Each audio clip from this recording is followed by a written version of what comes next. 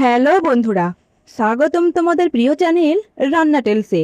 আজ আমি তোমাদের সঙ্গে শেয়ার করব একদম ঘরোয়া স্টাইলে চালের রুটি আর মজাদার পোলট্রি মাংসের ঝোল।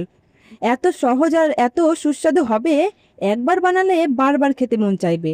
তাই ভিডিওটা একদম শেষ পর্যন্ত দেখো। প্রথমে আমরা বানিয়ে নেব মাংসের ঝোল, কারণ এটা ছাড়া রুটি যেন একদম জমেই না।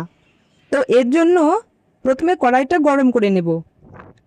কড়াই গরম হলে দিয়ে দেব সামান্য সরিষার তেল। তেল একটু গরম হয়ে গেলে দিয়ে দেব কুচি করা পেঁয়াজ। পেঁয়াজটা হালকা গরম হয়ে এলে দিয়ে দেব তেজপাতা ও এলাচ। এবার এগুলো হালকা ভেজে নেব এবং দিয়ে দেব টমেটো কুচি। টমেটোটা নরম হয়ে এলে দিয়ে দেব হলুদ গুঁড়ো, জিরা গুঁড়ো আর কাশ্মীর লঙ্কা গুঁড়ো। এবার সব কিছু ভালো করে মিশিয়ে নেব। এরপর দিয়ে দেব পেঁয়াজ বাটা।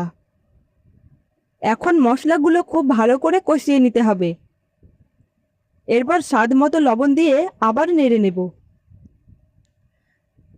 যখন দেখবে মশলা থেকে তেল উপরে উঠে এসেছে, তখন বুঝবে মশলা একদম রেডি। এবার এর মধ্যে দিয়ে দেব পোলট্রি মাংস। এবার মশলার সঙ্গে মাংসটা ভালো করে কষিয়ে নিতে হবে, তাহলে স্বাদ অনেক বেশি হবে। এরপর তোমরা ঝোল যেমন রাখতে চাও, জলের পরিমাণটা সেই মতো দিতে পারো।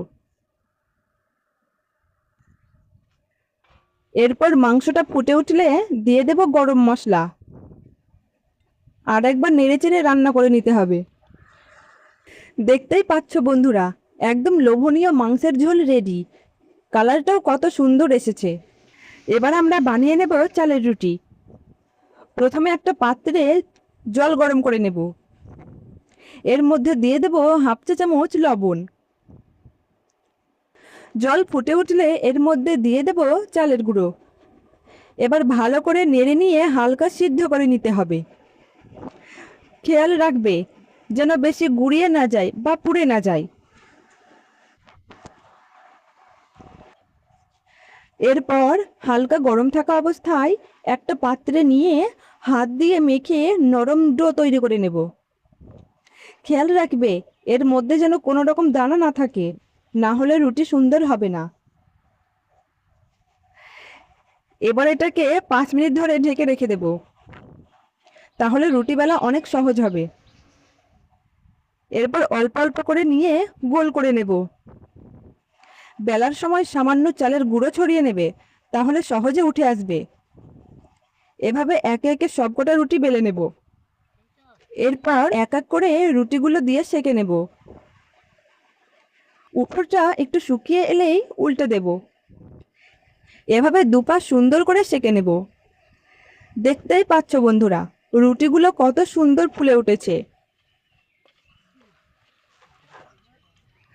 গরম গরম চালের রুটি আর মজাদার মাংসের ঝোল পরিবেশন করে নিলাম। তোমরা অবশ্যই বাড়িতে ট্রাই করে দেখো। ভিডিওটা যদি ভালো লেগে থাকে তাহলে লাইক, শেয়ার আর সাবস্ক্রাইব করতে ভুলো না। আবার নতুন নতুন রেসিপি নিয়ে হাজির হব তোমাদের প্রিয় চ্যানেল রান্না টেলসে। ধন্যবাদ বন্ধুরা।